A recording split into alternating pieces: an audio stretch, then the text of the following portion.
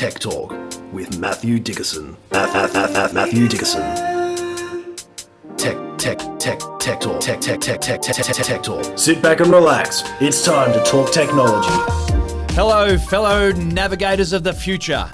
Pull out your virtual maps and digital sextants as we set sail, forging our way ahead into the great unknown. Under the captaincy of an imposing figure standing firm at the stern, gaze fixed unwaveringly at the horizon. It's Matthew Dickerson. Greetings, Matt. Oh, thank What's you. the weather forecast? Well, the weather Some clear forecast, skies ahead, I hope. very clear skies with a whole range of different bits coming in from the sides, I think. But I'm a bit excited this week because there's been an announcement by Tesla that caught me completely unawares. And when I say that, they've done this same thing in some places around the world, but in patches here and there. And I hadn't heard any news that was going to happen in Australia. But during the week, Tesla made an announcement and a little software change as well that I think will have more of an impact on the uptake of EVs in this country than any government decision so far. Which is probably good for Tesla in the long run.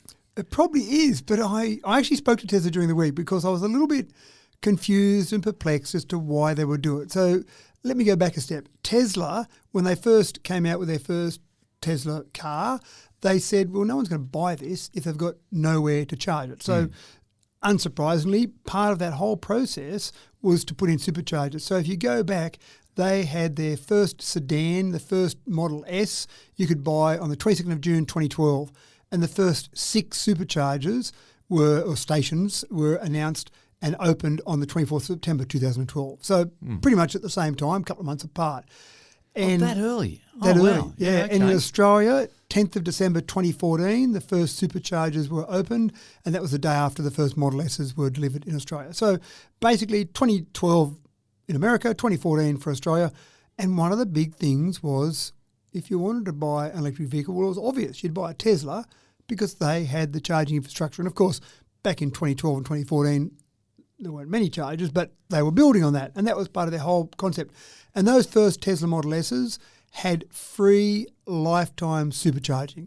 Whenever you own that car, forever and a day, you can just charge up at those superchargers for free. There you go. And I had one of those original Model S's that I could charge up lifetime for free, which you just didn't think about it. You just drove up to a supercharging station and started charging up. It was quite interesting. Jump forward to today, and they've now got approximately 4,678 supercharger stations worldwide. And that's comprising, obviously, there's multiple charging stalls at each charging station. Yeah. 42,419 individual charging stalls. So they've got a fair presence in the charging environment. Yeah. On top of that, they've got about 35,000 registered destination chargers and lots of places that aren't registered as well. So motels, cafes might put a destination charger in. So they've got a huge competitive advantage. And I've spoken to people when they've been looking at EVs and they've been thinking about one particular model or a Tesla, one particular brand or a Tesla, and they go, oh, yeah, but Teslas, they've got chargers everywhere. Oh, I think I'll go that way. So that's been a huge competitive advantage. This week, they said, we're going to open up our charging network in Australia to all brands. Anyone that's got that same CCS2 connection, which is a standard connection, you can use our Tesla superchargers. And I was floored by that announcement. Now, they've only done it with 5 to begin with. 5. They looked at their usage stats across the nation and they picked 5 supercharging stations that weren't heavily utilised and preferably ones that didn't necessarily have another charger such as an NRMA charger nearby. So they went and they targeted it. And I spoke to Tesla during the week and I said, I don't understand. Please tell me why you would do this, why you would take such a strong competitive situation and say, we're going to make it easier for our competitors. Who does that? What a crazy idea. They said, go back and look at our mission, our goal. And so I went and looked at that, and the exact words of that, it's a long mission, they've got a long mission statement, but the critical part was it says that their goal is to accelerate the advent of sustainable transport by bringing compelling mass-market electric cars to market as soon as possible. So what Tesla told me is this will do that sooner. Now, they went on to say, this particular person I spoke to went on to say that they also think that if more people buy electric cars, if the whole market grows, They might lose a bit of market share by offering their superchargers up to every brand, but they might actually sell more cars because the whole market will grow. Yeah. So as much as it sounds like a beautiful goal to electrify the world, maybe there's a little bit of economics in there as well. Get more cars out there, more people with EVs, and you'll probably sell more Teslas along the way as well. But it is quite interesting. So I've tested it out already. I couldn't help myself. I took my Hyundai down and went, let's plug this into a Tesla supercharger. You beauty. And I plugged in. I went to my Tesla app, and of course it had my Tesla vehicle there, and so I had to go back from that and then choose other charge, and went there and start charging. Now they charge for it, and again, that makes sense. It's even for Teslas now. You buy a Tesla now, you might get a certain number of kilometres free, but typically you'll pay for it to charge. You'll pay a little bit more to charge it up with a non-Tesla than you will with a Tesla, but that's okay because you're not going to use a supercharger all day every day. No. Most people will charge up at home, and just to give you a quick idea, the cost to run a car and run an EV, just to give people some comfort around that, I did a couple of quick calculations, and let's do the petrol one first. If you do some really simple maths, 10 litres per 100 kilometres, just because it's a nice round number, and $2 a litre. So just take those two round numbers. At that, you're going to pay about $20 per 100 kilometres. Okay, so now you do the calculations. If your car got 8 litres per 100 kilometres, then 2 times 8, 16 per 100 kilometres, $16 per 100 kilometres. A Tesla, if you charge, or this is most EVs, most of them are around about 16 kilowatt hours per 100 kilometres. Some are a bit better than that, some are a bit worse, but just take a bit of an average there in the middle. 16 kilowatt hours per 100 kilometres. And if you charge up with off-peak electricity, you can normally get pretty close to 10 cents per kilowatt hour, maybe 12, but say 10 cents, that's $1.60 per 100 kilometres. So not too bad. Now, that's where you'll mostly charge up. Most people charge up at home. NRMA charges, they're free. So it's going to cost you $0 per 100 kilometres. I can do those maths pretty easy. If you then went to a Tesla supercharger, you'll pay 66 cents per kilowatt hour. So that costs you $10.56 per 100 kilometres. Still better than $16 per 100 kilometres. Yeah. And again, you'll only do that when you're on a trip. So you might drive it around your normal commute, your normal daily commute, back to your home, etc., on a regular basis. And every now and again you go on a trip and you might pay a little bit more for that. But that's a bit of a once-off or an irregular concept. So I'm a bit excited by that. I think that will accelerate the uptake because, as you say, there's just one less reason not to change over now, and that's exactly right. There is one less reason. That's exactly what I was just about to say. Sorry, I've stolen the words from you now. No, that's right. If you haven't thought about getting an EV already, or if you don't have one already, it's got to make you start thinking about it, surely. Yeah. And the reasons just keep on coming. Exactly right. Anyway, that's my little bit of excitement over for the time being. I'll go back to being captain now. Okay, folks, let's get rolling on with this week's show. Now, if diamonds are forever, then how about this? Virtual diamonds must be, well, virtually forever? Surely, at the very least. Famous jewellery merchants Cartier are trying out a clever marketing tool, and VR is all set to become a girl's best friend. I like this, Matt. Where can I go to get one? Well, this is actually a really clever concept in still combining the physical shopping experience with some VR. A lot of VR stuff, they talk about trying on clothes at home and doing that in a virtual environment. Take a photo of yourself with underwear on, for example, and then add some clothes to it as you go and the sizing will be right. And that's all done in the privacy of your own home. It must be expensive to stock a jewellery shop. If you're going to have the jewellery that is the nice jewellery that you want to get people excited about, even though they may not buy those particular items, you still want to have the expensive stuff, the stuff that's worth $10,000, $20,000, $50,000, $100,000. You don't have to have a lot of that jewellery, and it's not very big to start to add up to a large amount of stock sitting on the showroom floor, hence why you go into some of these shops and they have security guards standing at the front door and everything's under lock and key. So what Cartier have come up with is a concept where they don't want to have the extremely expensive jewellery in all of their shops, but they still want you to experience that. So they've created VR that is very customised, very personalised, and as real as possible. And I watched a couple of videos on this. You'll go into a jewellery store and you'll put on a blank ring. So it's basically a ring that's got some little markings on it so that when you put it under a particular camera and light that's set up on the desk, then the camera and the VR environment can pick up that you've got a ring on that finger. And you look across to a little screen and suddenly on that finger, that hand that you've got under the light in the camera, you've got whatever ring you want on there. You can move your hand around under the light, twist it back and forward, do whatever you like, and still over there in the virtual environment, you can see exactly what that ring looks like. So my wife would think, oh, I'm wearing that ring. Exactly right. And So this is why it's such a good thing. it is. You're right from a retailing perspective, maybe, but maybe not from a Well, if she can just carry this around with her all day, every right, day, okay. I see where you're going. it's all about her perception. So don't worry. If someone wants to look at your hand, no, don't look at my hand. No. Look at this Look at screen this over here. Maybe take a photo of it and send that to your friends. Or look, my darling husband just bought me a new She ring. can carry around a screen. A screen will be cheaper Oh, absolutely. than the ring. And one of the things, when I read one of the reviews of this concept, it was that realistic that sometimes this person said that when they were looking at it, they'd actually go to move their hand out to just touch it with the other hand to feel it, and suddenly they'd realise that the ring on the hand was just a little flat disc, and they'd be disappointed, but then they put it back under and, oh, look at that, it's back there again. So I think we'll see more of this. I think we'll see more. An excellent marketing tool, yeah. Yeah, that's right, but more of this VR experience, in-store VR experience, because you still want people, retailers still want people to come into their stores, and if you can make that an experience, and again, you can't do that at home, you're not going to set up all this equipment at home, but you can just imagine going out shopping going, oh, let's duck into this store because they've got that cool little VR experience, I can look at the ring, and I'm only doing it for the technology, of course, but then once you see it, you might like it, but again, trying all of the different rings as well. They may not have any of those rings in store, it might just be, we've got a few of the basic rings, and we'll have that ring for you tomorrow, madam, and it'll turn up on a courier from wherever that's kept or some central warehouse, and away you go. So it sounds good. With more and more households having VR headsets as well, though,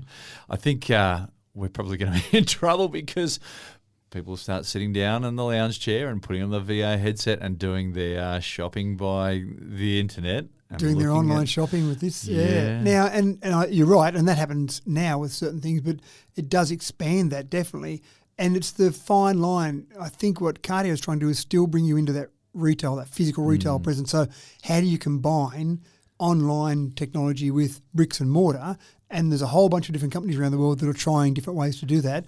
This may be a clever way to do it, and they may not ever get to the stage where you can do it with a VR headset or all online because they want to have you in the store when the experience is happening. It's about the physical experience of being in the store. And it's less likely that you'll go and purchase from another online retailer. You might look at it with your VR headset and go, oh, hold on, I see who else has got a ring that looks like that. When you're in the store, then you're more likely to buy from that particular retailer. So that's another reason. So you're trying the diamond ring and you go and buy yourself a cubic zirconia. Is that what you're saying the concern is? And if you can't pick the difference, who cares? Who cares that it cost you 1/20th the amount? So I'm with you on that one. So Okie doke.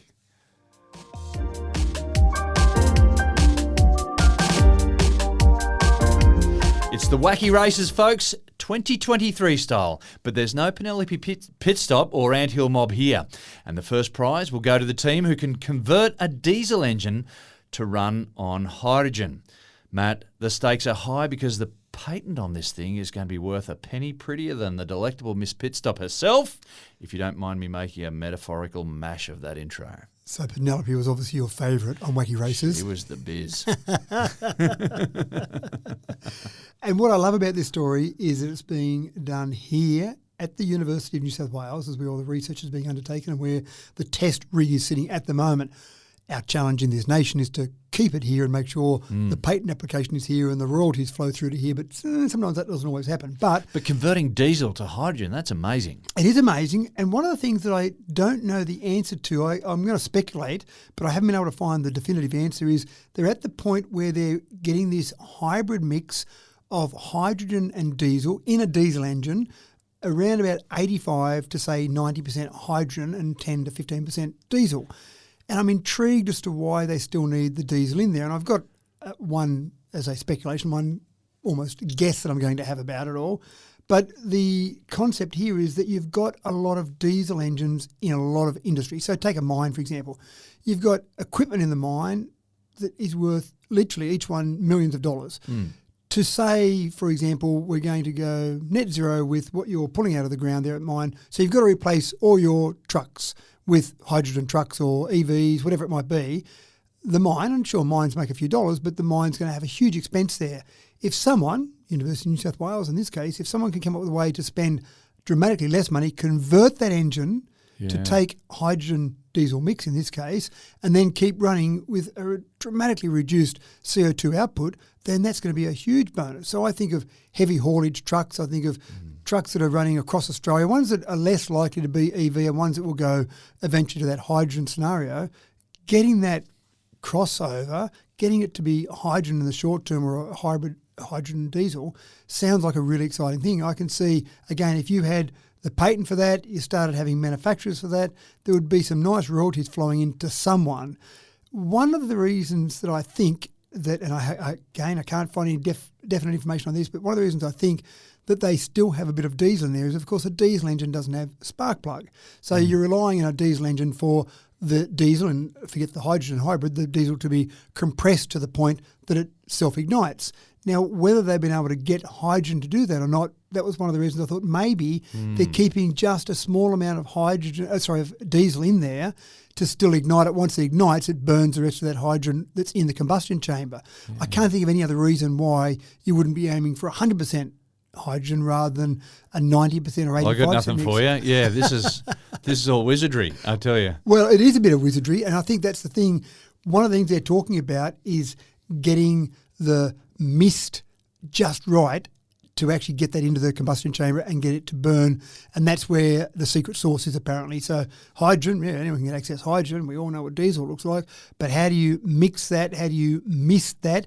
Get that at the right density in that combustion chamber to then have it still work, and you still want to keep somewhere near the equivalent power output. If you've got a mining truck going up an incline and you say, well, here's this new hydrogen truck, but it's got half the power, you go, I can't load it up properly and start going up that incline. Well, that's no good to me. So trying to keep that same amount of power.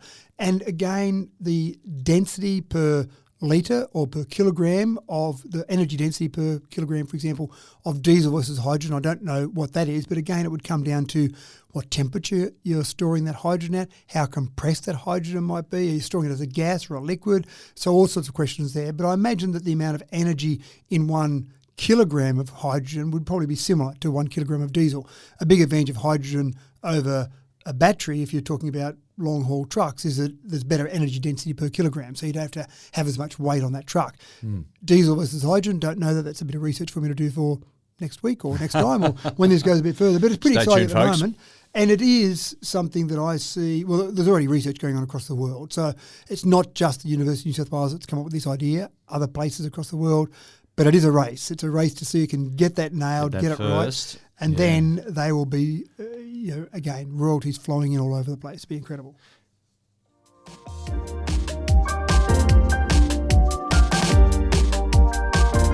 Now, just how smart are your bathroom scales? Do they give you a BMI and a body fat estimate? Does it give you a reading on your heart rate? Well, that's very nice, but those tricks are getting a bit old hat these days. How's about a set of scales that could measure how steady you are on your feet? Matt, what are we doing here? Training the next generation of bathroom ninjas? I can just imagine a ninja bouncing off the walls in the bathroom. You've got to stand on one foot on these scales and measure your steadiness. No, but yeah, these new scales measure steadiness on your feet. They measure your balance level to try and get to the stage where you can take some steps to address it. It is aimed at the elderly because we do know that when people are, say, for example, in aged care facilities or they start to get to the stage they lose their balance, how many times do we hear anecdotally where someone's fallen over and some elderly person we know has broken their hip and they're in hospital and everyone goes, oh no, they've broken their hip. We know what's next. And sometimes they'll end up extended periods in hospital. Sometimes they'll end up going from their home to aged care or sometimes they end up passing away. So breaking a hip is a bad thing from my experience in terms of that aged care environment. So if you can work out the point where someone's getting a score on their steadiness which is below normal, then you can start to take some steps to address that. And that's exactly what these scales do. You stand on your 2 feet on the scales like you normally would, but you stand there for 60 seconds. And it's detecting just micro movements. Now, if you're steady, a normal person that's normal balance, normal steadiness, you can stand there and they give you a score out of 10. If you get a score, say, for example, of 7, 8, even 9, you're very steady. They've said it's very unlikely people are going to get a score of 10. That would almost mean there's no movement at all. And as you know, when you're standing up straight, you're just moving your toes ever so slightly, just moving your body. Yeah, it's just tiny, fine little micro movements of the muscles. And that's what this is picking Constantly up. twitching, Yeah, and that's exactly right. Now, if you're less steady, then you're doing those movements a lot more. You might be rocking a little bit back and forth, side to side. And when you start to get scores around, say, 3 or 4 on this, that's when they're saying, okay, you need to do something. Now, it's not like you do that and they say, right, sit down, never stand up again because you're going to fall over and break your hip. They then can get to the point where some medical expert can say, here are some exercises for you to do to try and improve your balance. And I talked to someone just recently that's got Parkinson's and just very early stages of Parkinson's, and they're doing a lot of these same sort of exercises, these balance exercises, just to try and improve their fine motor skills because obviously the nervous system is slowly breaking down. So that's exactly what you do in this scenario. You'd try and train yourself to have better balance so you could just go on about your life, but you might dedicate, I'm not sure, 10 minutes, 20 minutes a day to doing these exercises. You go and stand on these scales and you get a score of 7 or 8. Okay, that's great. I'm fine for now. I don't need to worry about it. But you can imagine in a nursing facility having everyone go and stand on these scales once a month, for example, and just mark off everyone, right, these 20 people are okay, or these 10 over here, we need to get some exercises going for you, and then test again to see how your balance is. And that's the other big thing they found is when they've identified that people have got low scores and they do these exercises with them, a month later, they're doing these same tests and suddenly their scores, well, not suddenly, gradually, their scores are going up to higher levels. So it's not as if we just throw our hands in the air and say, that's it, we give up. We've got something to do about it. And removing some of the guesswork, yeah? Removing some of the guesswork. And you can probably say, gee, Jimmy looks a bit unsteady as he walks down the hallway there, but it's not as scientific as saying stand on these scales for a minute and then we'll give you an absolute score out of it. So good idea. How much intelligence can we get built into our scales? You've rattled off a bunch of stuff. My scales do most of those things that you just mentioned there, and I love the idea that you're getting all this information out of your scales, but wow, what are we going to have next? It just does seem incredible, doesn't it?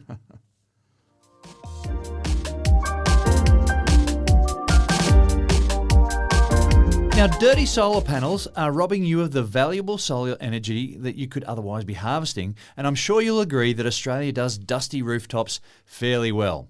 But getting up onto some roofs to clean solar panels is often quite tricky and potentially fraught with peril. In 2023, there's got to be a better way, Matt. If only there was some kind of innovation, something more than hoisting up a small child dressed as a 19th century chimney sweep. Tuppence to clean your solar panels, mister. Or getting up on your roof with a hose, which just sounds like a disaster waiting to happen, doesn't it? Talk about a broken hip. That seems like a surefire way to come down. I want to know what they do in Israel because I see a lot of technology startups come out of Israel. In fact, my first robotic lawnmower came out of Israel. We have talked before about some lab meat that's being done in Israel. And this is another one that's started up in Israel. So they must have a real innovation focus there in Israel. I haven't thought about Israel in particular about tech innovation, but they must be. So what are they doing with their solar panels then? What they're doing with solar panels is they've looked at it and they've said we need to generate more power from renewables. So you can install lots more wind turbines and solar panels, or you can look at the solar panels that are out there, and the estimation is that we are losing as much as 15% of our potential generation by having dust on our solar panels. And again, you're right. In Australia, we've got dust. We know how to do dust. And so we've got dust on solar panels. We also know how to do sun. So you want to... That's right. So let's get that maximum sun. Make the most out of that. Yeah. So what this particular startup's doing is rather than risking life and limb by getting up on a roof with a hose, they'll send a drone in, a robotic drone that will clean your solar panels. And one of the great parts about it is many solar panels are on a roof that's got a slope, maybe 22.5 degrees, if you're maybe 2 stories 30. up even, and that's common enough. That doesn't sound like fun, does it, to get up there and clean those solar panels? Not for this bloke who gets vertigo. That's right. So what this will do is this will drop off the drone. It uses vacuum pads to actually hold on to the solar panels while it uses a brush to go and clean the drones. It moves along, keeps cleaning all of the solar panels. Sorry, did I say clean the drones? We knew what you meant. Clean the solar panels, and it moves along, cleans all the solar panels for you, and then fly away, robot. So then it flies away and does the next job. Obviously at the very much startup stage at this stage, but there will be a point in time where you'll just pull out your app and you'll say, gee, they look a bit dirty, or it's been 2 months since I've cleaned my panels. I'll order a drone to come and clean them, and at some point in the next, week, day, month, not sure, it'll come in and you'll hear something on your roof, and there's that robotic drone cleaning off your solar panels. Wow. And it goes away and does it, and you'll pay some small fee, but you'll get that money back in the extra electricity that you'll obviously generate by not losing that 15% that you might lose.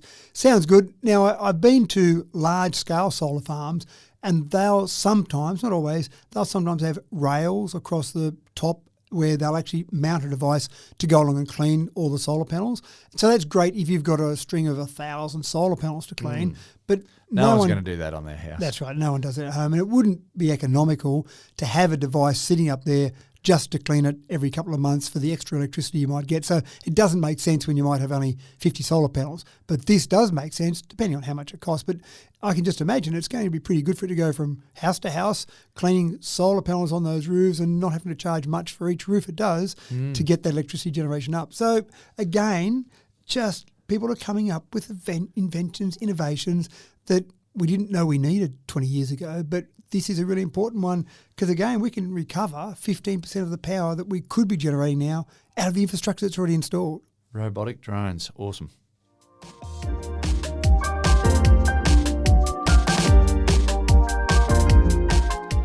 And while we're on the subject of solar panels, here at Tech Talk, we're really interested in the innovative places that people think to stick them. And coming in at clever option for solar panels number 26, Matt. This is a great idea. Why not take those ugly, horrific, terrible-looking solar panels and put them over those ugly, terrible, horrific-looking parking lots? Who could complain about that? Covering up a parking lot with solar panels sounds like it makes sense. And this is important because in the US last year, at least 75 large solar projects were vetoed, mainly based around complaints from people that lived near them because they didn't want those big ugly solar panels. In the UK, 23 solar panels were rejected, or not solar panels, 23 solar panel projects were rejected last year across the UK, again, based on the same thing. So France has said, you know what, we're going to make you put solar panels over parking lots because, again, just vast amounts of space there, and if you, to put a roof on top of them. Now there are some parking stations that don't have a roof on their upper floor, but you know how hard is it to throw a roof on to hold up some solar panels? That's right. And the other good thing is, I think it'd be good from a customer perspective. If I'm parking my car at a parking lot, well, let's put it under a shade. Yeah. I don't care if it's solar panel or just shade cloth, but it's under shade, so that makes a lot of sense to me. Anyone who's done Christmas shopping in the summer here in Australia knows how good it is to park your car in the shade. Exactly right. So the French Senate has approved a bill requiring any parking lot with more than 80 spaces to be half covered. So at least half of it. Now, again, if you're going to put half covering, you might as well just go all the way. You're probably going to get the money back pretty quickly with the electricity you'll generate. So that comes into effect later this year. And if you've got more than 400 spaces in your parking lot, it must be compliant by 2026. Assume there's more planning that might need to be done for those ones. I don't know what they'll give in terms of a retrospective look to some of these. So in other words, if you've got a parking lot now that's more than 400 spaces, will you have to be compliant by 2030, for example? This applies to new parking lots at this stage, but it would make sense to put the laws in place and say, well, you've got to do it backwards. And again, I just can't see people going, well, there was lovely black bitumen there before, and now you've got solar panels. What about all our lovely cement? Yes, concrete. The other good thing about it is it's probably going to be giving you electricity closer to where you need it because you don't have a parking lot with 400 spots out in the bush somewhere. You have that normally in a city where you've got electricity being used. So a couple of things there. I can see it being used obviously straight into the grid nearby, but I can also see some of these companies saying, well, we've got some electric vehicle chargers in our parking lot because that's the way to attract people to our parking lot, and we can charge for that electricity that will sell people there. So we might prefer the electricity from our solar panels directly into that. So again, it's not losing much in transmission when it's got to travel 20 metres to be used rather than 20 kilometres or 2,000 kilometres or whatever it might be. So good idea, and well done to the French for coming up with a great idea, and I assume that we'll see other countries around the world copying.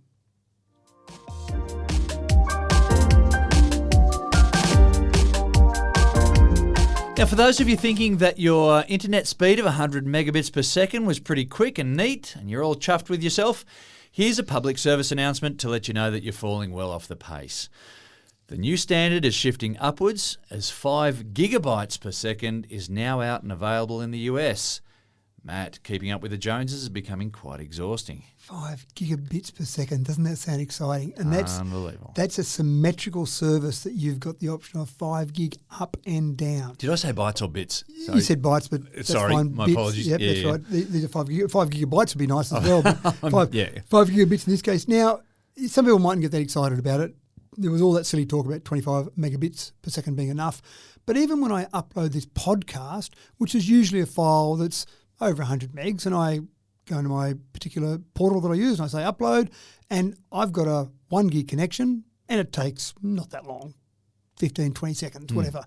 But a 5 gig connection, it could take me 4 or 5 seconds. Imagine the productivity gains I would have out of that alone, out of just one thing.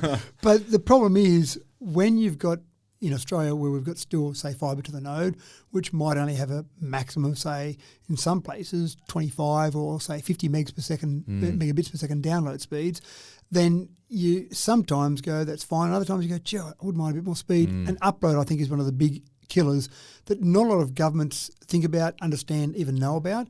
But getting 5 gig symmetrical speeds, it does make us look a little bit embarrassing, doesn't it? We seem to be slipping behind in a bit of technology, don't we? With our internet connections, with our electric vehicle infrastructure, with our electricity production. We need a bit of a shake-up here in Australia. I think we need a government to come along and say, we need to be a technology innovating country again. I think we were once upon a time, rather than a bunch of laggards. I feel a bit embarrassed at the moment. But yeah, and one of the problems, of course, is people going, well, you know, the 50 or 100 megabits per second, that's doing me fine right now. But as the needs in computing get higher and higher, you're going to feel like you're lagging further and further behind, and you're going to be getting more and more frustrated with the way things are running. Imagine how quick you could download your assignments from ChatGPT at 5 gigs per second. I mean, those students would have those assignments done. They'd get them done that day and say, to break out into hives. Mr. Reddy, can you give me another assessment? I've done that one already. But it does sound exciting. And again, from our perspective here in Australia, you want to see this happening around the world so that we do feel pressure on our NBN or our internet service providers to keep up, as you say, with the Joneses, to keep catching up. We got excited when we got NBN. We got excited when we got 100 megabits per second. Gigabit speed sounds great, but when we see 5 gigs as a standard sort of service, and it's not that expensive, US dollars, $155 a month. Now, I know most people aren't paying $155 US a month in Australia for their internet connection, but for 5 gigabits per second, that seems like a very cheap price to me. So anyway, bring it on over here as far as I'm concerned.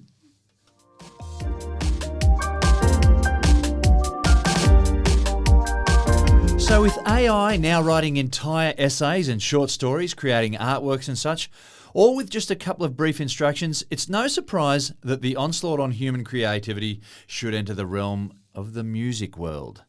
Matt, Google has some new AI that'll turn text into music now. And I do see those hives getting larger and larger. When we talk about AI, the more we talk about it. So I've got a couple of demos here I'm going to play you just to see what you think of those. Oh, really? Okay. So this first one is one that's called Rising Synth, but basically it's just one where, and again, these aren't one that anyone has actually produced. These are ones where they've been given text instructions to create some music. So enough of me talking. What I'm going to do is I'm going to play this first one for you. I won't play the whole thing. It's a 30-second clip, but I'll just play a little bit here.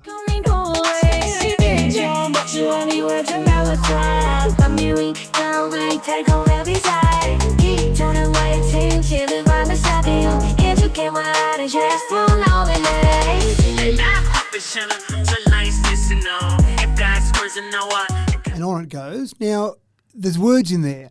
Yeah. But they're words that are designed that you can't really understand what the words are. I had no idea what they were singing there. Exactly right. And it sounded like I should have.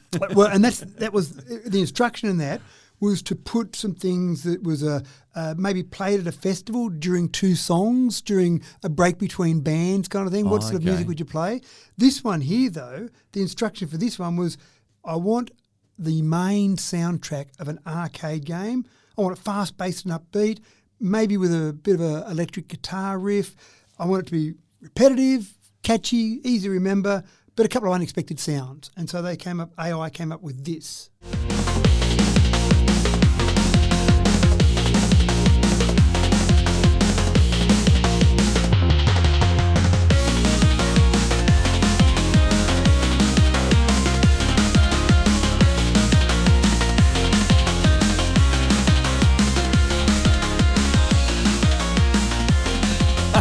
I'm currently now throwing myself back to Sonic the Hedgehog days.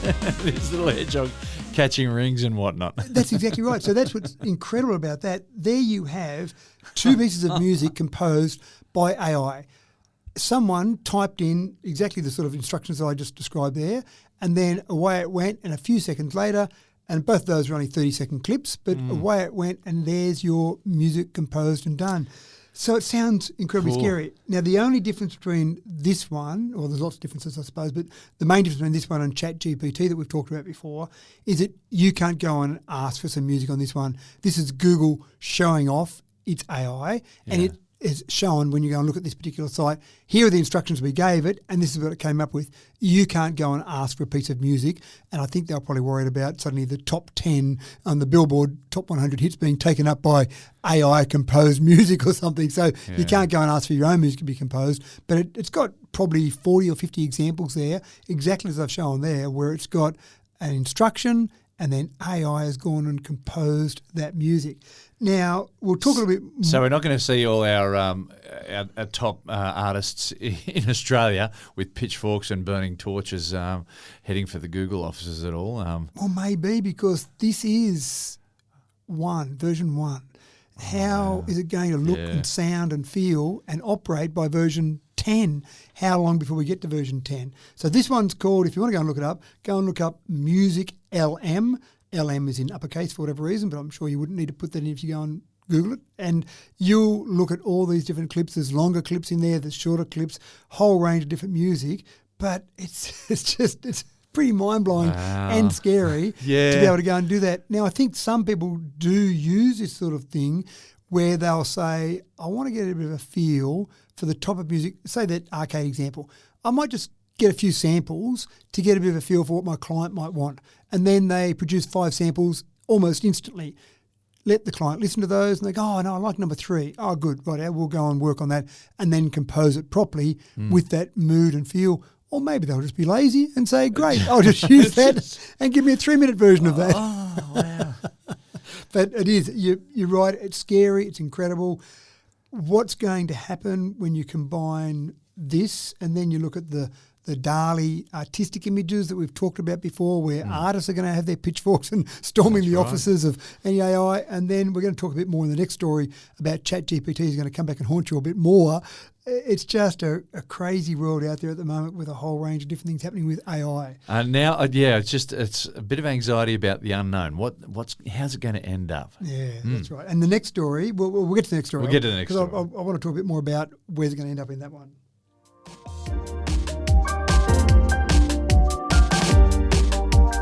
So we've well and truly by now established that AI is here to stay. And some would say, if you can't beat them, join them. Well, it'll be interesting to see exactly what the pushback will look like and how effective that may be. But for now, there are some who are trying to make good with their glass half full. Matt, what are the potential opportunities in some of our prominent industries? There are some industries where you would be looking to either change your job description or just go and get a new job altogether, because there are some things where just AI will do it. Just shrug it off. One of the things that some employers are saying is that we want our teachers, our educators, our university professors to start to use AI, use ChatGPT in their courses, because when they get out in the real world, they'll be using it. And that's a scary concept, isn't it? Imagine setting an assignment. Imagine saying to your students, go home, use ChatGPT to produce an assessment like this, and I'll be judging you on how well you've integrated the concept with what ChatGPT gives you. Imagine an English teacher saying, go and compose a 100-word poem using ChatGPT, but then I want you to just tune it up a bit, personalise it a little bit. Imagine what you'd get back. And then there wouldn't be any of this concept about you're cheating kids because you use ChatGPT. Hold on, did you really use ChatGPT? I'm not sure you did for that. So some jobs that people are using ChatGPT right this second as we speak. There's a law firm that's already talked about the fact that they used to get junior lawyers in their firm to do an initial analysis. Someone would come in and they'd say, I think I've got a bit of a case here, or I think I want someone to be engaged to go and do something involving whatever's just happened. And they'd put a junior lawyer on that. The junior lawyer would do a bit of research, go and look at some precedents, put a bit of a brief analysis together, maybe a 1 or 2 pager, and then the senior lawyers, the experienced lawyers in the firm would look at that, make sure it all made sense and all seemed okay, and then they give that to the client and say, here's our initial analysis, you decide whether you want us to go further. They're now at the point where they're giving that initial analysis job to ChatGPT. Here are the parameters. So what do the junior lawyers do now? Well, how do they get to be senior lawyers? Yeah, how do they go? How do they earn their stripes and how do they get progress? an understanding? And that was one of the things that I thought of too, is that you've got a bunch of senior lawyers, and then when they retire one day, there's no junior lawyers that have grown up to replace them. But they're saying that they can get this analysis instantly. It literally is type in the question, type in, I've got a case that involves, and away you go, put in the details, and then instantly it comes back, not 5 minutes, not an hour, not I've got to have a lunch break first. It comes back with that initial analysis. You know the grammar, the spelling's going to be right. You just have to make sure that it's picked up the right data, the right information, make sure it's used Australian law precedents, not American law precedents, whatever it might be. So that's a really interesting thing. And then for high volume things, this firm said drafting wills, conveyancing, things that have got lots of similarity, if you like, in some of the things they're doing, and then just fine-tuning some of the parameters, using it for that. I mean, I'm not sure that I'd like AI to write my will for me, for example, but if you think about it, there's probably so much that's in common with a will from person to person. Maybe the exact assets might be different, but what you're doing with it and how it passes on and the language that's used in that, I'm sure there's some basic templates. So that's one. This one really surprised me. People that run events platforms. So when they're trying to get people along to a gig, trying to get people along to something at the pub, people that just are trying to attract patrons to an event, I didn't think of ChatGPT for that. But they gave an example. They said there's one particular pub that has trivia, and our job, the events platform job, was to attract people along. So they gave this example. They simply input into ChatGPT, give me something or give me a paragraph that I can use to attract people to the Railway Hotel for weekly trivia. That was it. So their job is done, go and do it. And it came back, and I will read it out, they came back and said, come join us every week at the Railway Hotel for a trivia night. Put your knowledge to the test while sipping drinks and enjoying good company. Whether you're a trivia veteran or a rookie, everyone is welcome. We'll provide the questions and you bring your sharpest wit and the most challenging answers. So come join us in a relaxing and friendly atmosphere and see who can come out on top. Now, that's probably half an hour work for someone to write that and get it right. It was a few milliseconds work for ChatGPT. And that's good enough in that form to put that straight up on the website to start attracting people along to your trivia night at the Railway Hotel. So that was quite fascinating. Software developers. And I actually got my son who's studying computer science at the moment at uni, and I said, can you give me an example of ChatGPT writing some code? And he said, sure. And he just gave a simple example using the language C or C++. Give me some code, and you could actually watch it writing the code as it went. So it didn't give it back to you instantly. It wrote the code, and I'm going along, and I remember a bit of C. I didn't do a lot of programming. He watched on the screen himself becoming quietly redundant. Yeah, that's right. And this futility of this course that he's doing now to go into an industry where... Should I worry about this last year of uni, Dad, or just go out now? But we're going along. An influencer. And I remember a bit of C, and obviously my son's more advanced with it because he's studying it as we speak, but we're just going along and he said, oh, no, that's probably a clumsy way to do that. There's a more efficient way to do that. Okay. But it would still work. Yeah. And so what programmers now are doing is they're using this, again, as we speak, to write some code and then fine-tune it. And then correcting it. Yeah. Rather than start from scratch, because it's pretty laborious to start from scratch and you might have a little syntax error here and there, and so you've got to run that and test it. And just imagine the time you'll save in writing that code initially and then go back and fine-tune it. And the last example, which, again, another one of my children, she's just finished her Masters in Architecture, and there's an architecture practice that doesn't use ChatGPT, but it's another similar technology called Midjourney. And what they do with that is they do initial designs to show their client. So a client comes in and says, I want a new building. It's got to have this many staff in it. It's got to have this sort of open area. I've got this much floor space, all the parameters. They fill all that in, and this comes up with 5, 10, as many as they want, different designs. They'll look at them and go, I think these 3 or 4 are probably the best. They go back to the client 10 minutes later and say, right, here's what you wanted, and here are the options for us. Which way do you like? Oh, gee, I like the look of that one there, right? We'll go there. And then they'll still develop the specifications, make sure it adheres to the building code, make sure it will stay up when it's built, all those sort of things that an architect would do. But just that initial design to get you started down the path can be done by AI tools. So Matt, how long before Tech Talk with Matthew Dickerson is just done by AI? it is now. Oh. We don't exist anymore. Oh no, we've given away the I secret. can feel myself evaporating away. I feel like Back to the Disintegrating Future. into the Matrix. Where when they'd fade in and out of the photograph as things would change, it's like we're suddenly going. Why is there this disappearing. black cat in this room right now? So some of those jobs, but that's just a bit of a snapshot. They were just some things that I could find fairly quickly on companies that are using AI right now. An exhaustive look at that would just produce so much more. It's a bit scary.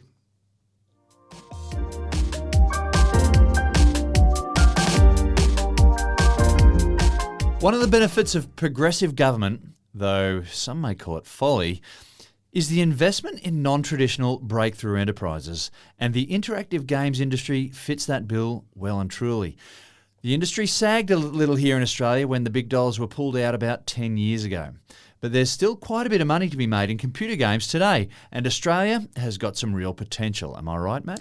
You're right, and I'm unsure about this now. I thought it was a good idea when I first heard this announcement, but now AI is getting better. Then do we really need games development? Just give it to AI to do the whole lot. I'll invent your whole game for you. There was a fund that was cut, you're quite correct, about 10 years ago there was a fund that was cut and it's being restored by the current federal government, $12 million for financing games development. And some people might say, games development? Why are you wasting your time? We've got people sleeping under bridges, we've got people that haven't enough food to eat. Give them that money rather than give it towards games development. But I think it's a good investment because I'm in technology, but also if you can see an investment of $1 that can produce $2, then you think that's not a bad thing. And the games industry is like a multi-billion dollar industry, right? The games industry is like a $250 billion industry across the world.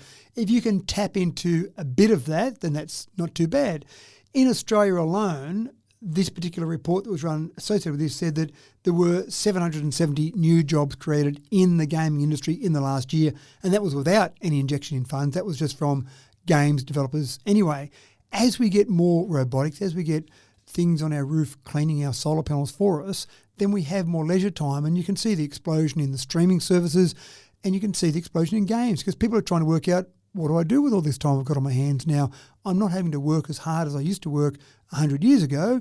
What do I do? And so games is one of those areas that I can see will keep growing, and obviously we want to be part of that. So the Interactive Games and Entertainment Association, which is the peak body in Australia, has obviously talked about this in very positive terms. It just gives the opportunity for some small companies in games development, gives the opportunity for any size company really, but if you can see that there's some money that can be invested to produce good outcomes. So if there's someone out there who's a young programmer thinking, well, maybe I can crack this industry, they might be trying to get a job with an industry, but they might have this great idea of their own. That might be enough for them to try and go out there and start working away and producing their own gaming company. Who knows? This could produce another gaming company that can be a worldwide phenomenon or just a small phenomenon. Who knows? It just can generate a fair bit of money for Australia. So it's a good idea, and sometimes it's worthwhile pouring a bit of money into some things to get a bit more out. Well, it's nice to see some innovation from the government. Yeah. And with the wind slowly and softly dying in our sails, we'll hoist them in and set adrift until next week. That's all we've got for you today, folks. Thanks for another cracking Tech Talk, Matt. And let me just say, I did all the research for Tech Talk this week. I didn't use ChatGPT, but I wasn't watching him, folks, so I can't guarantee that. should I use ChatGPT next week? Maybe I should come up with a concept where I sneak something in each week on ChatGPT. The whole episode is brought to you by ChatGPT. Yeah, no, it's fascinating. Now, with significant wedding anniversary coming up this year, I'm off to convince my wife that a virtual diamond is as good as the real thing. Wish me luck. Thanks for tuning in once again, folks. It's a pleasure bringing you Tech Talk each week, and we really appreciate you choosing us for those long car trips, or as a bit of educational background while you chip away at your chores, or for a bit of brain food while you kick back with a cuppa. Keep up your good work, folks, and we'll catch you in another week's time. I'm James Eddy, wishing you a fantastic week. We'll catch you again next time.